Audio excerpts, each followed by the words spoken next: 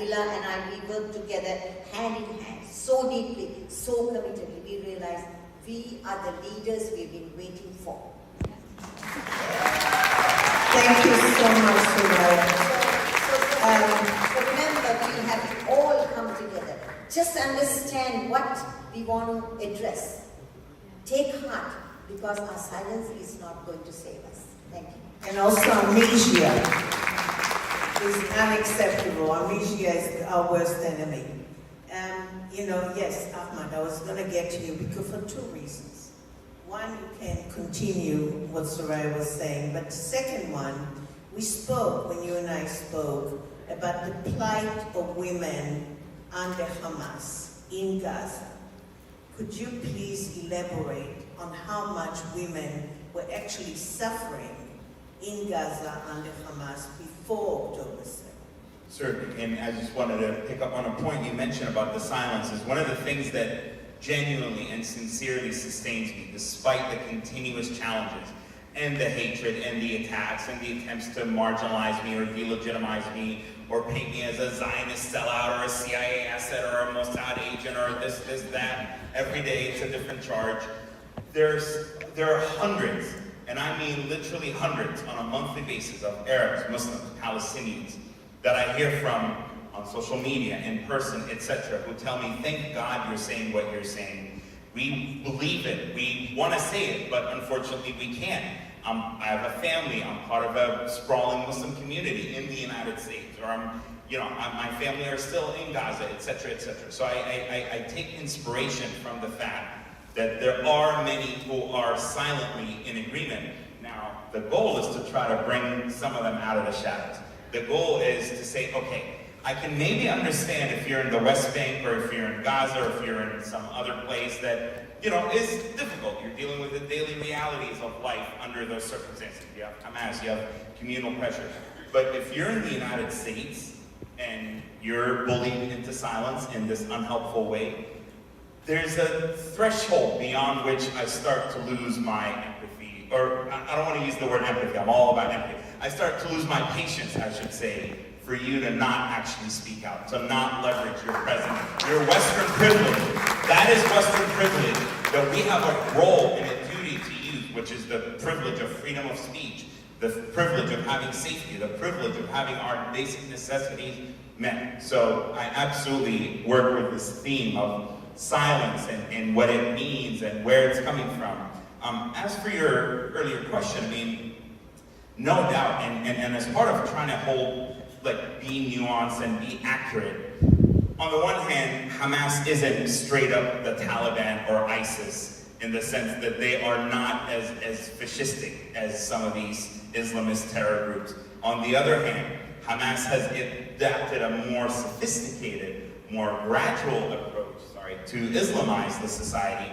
And so one of the first things they did when they took over, I got political asylum in the United States when I was 17 years old. And the interview took place on June 14th, 2007, which is the very day that Hamas took over the Gaza Strip. And I was one of the first wave of Palestinians to seek asylum in the United States from Gaza because of their control. And so later in 2007, one of the first things they did, and I remember having a conversation with my dad about it, is, they came up with a rule that women, because Gaza has beaches, and so there are a lot of hookah lounges and water pipes and smoke hookah, whatever, everybody does it. Women cannot smoke hookah in public on the public beach, on the beaches, because that's just it's not civilized, that's the word they use.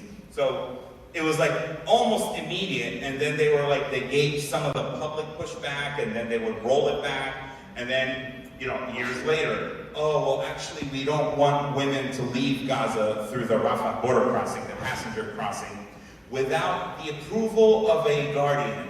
And it started with a guardian for the young women, and then they tried to expand it, it has to be a brother or a father or a mahram.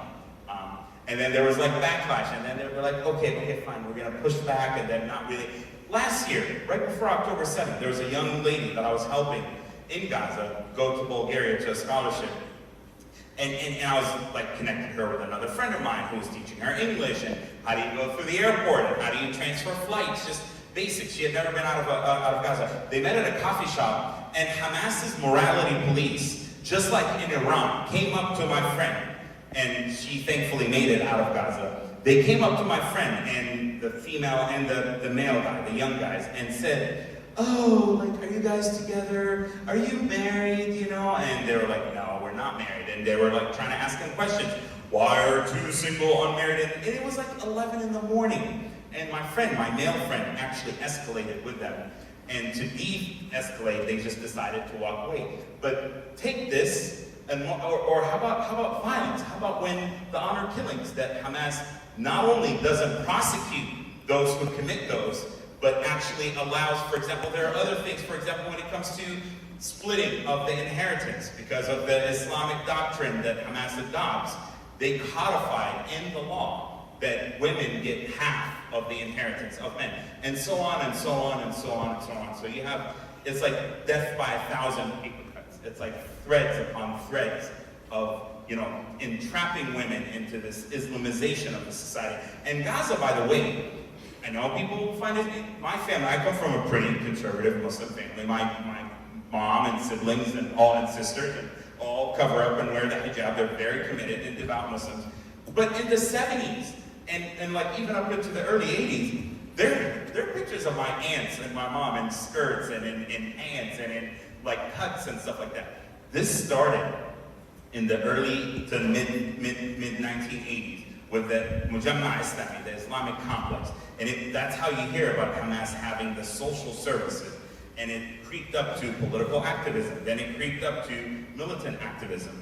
And so, unfortunately, the women of Palestine in general, but especially the women of Gaza, over, I would say, a 3.5-decade period, have suffered from the Islamization of society in a way that is inherently inconsistent with Palestinian culture and Palestinian values that were largely secular. Yes, Islam was a big part of the Palestinian national identity, but it was always as something that goes along with the national identity, not this like, oh, we are Muslims first and then Palestinians. And I'll conclude with this, just on this, and that's the thing about Hamas, is from the very beginning, they said it out in the open, mainline headlines. We don't care about Palestinian identity. We don't care about the Palestinian state. Mahmoud al-Zahar, and I was in Gaza when all these leaders, these disgusting leaders were there. He would say, oh, the Palestinian flag is like a little toothpick. He said that in 2007.